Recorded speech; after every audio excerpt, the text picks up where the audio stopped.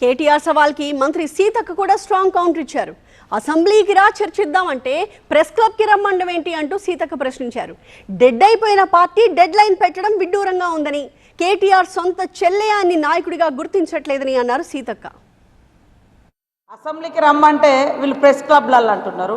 ముఖ్యంగా కేటీఆర్కు గుర్తింపు సమస్య ఉంది. ఆయన నాయకత్వాన్ని ఆయన చెల్లెనే అంగీకరిస్తలేదు. ఆయన నాకు వర్కింగ్ ప్రెసిడెంట్గా కూడా నేను ఒప్పుకోను, మా నాయకుడు కేసీఆర్ అంటారు. ప్రతిపక్షంగా కూడా ప్రతిపక్ష నాయకుడిగా అసెంబ్లీలో కేసీఆర్ గారే ప్రాతినిధ్యం ఉంది, కేసీఆర్ గారిదే.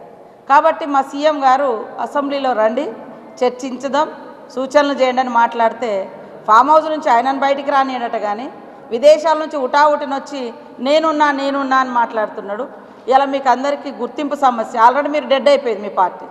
కాబట్టి ఇప్పుడు మీకు గుర్తింపు సమస్య వచ్చింది. కాబట్టి మా సీఎం రేవంత్ రెడ్డి గారు విసిరిన సవాల్కు, నీకు కాదు సవాల్కు, ప్రతిపక్ష నాయకుడిగా, మరి 9.5 సంవత్సరాలు ముఖ్యమంత్రిగా చేసినటువంటి మాజీ ముఖ్యమంత్రి గారు రండి, ఎక్కడో ఉండి మాట్లాడడం కాదు, అసెంబ్లీకి రండి, లేఖ పెట్టండి, అసెంబ్లీ సమావేశపరుద్దామని మేము అంటుంటే ఆయన డెడ్ లైన్ పెట్టినాం. నీ డెడ్ లైన్ల కోసం ఇక్కడ ఎవ్వరు వెయిటింగ్లో లేరు, మేము పెట్టిన డెడ్ లైన్ అసెంబ్లీ వేదిక. అసెంబ్లీకి వచ్చి ప్రజల సమస్యలు చర్చించాల్సినటువంటి అవసరం ఉన్నటువంటి ఒక ప్రతిపక్ష నాయకుడు బయటికి రాకుండా ఆయననేమో ఫామ్ హౌస్లలో ఉంటారు, మీరేమో విదేశాలలో తిరుగుతారు, మీ చెల్లెనేమో జైలు సమస్యతో ఎదుర్కొంటారు.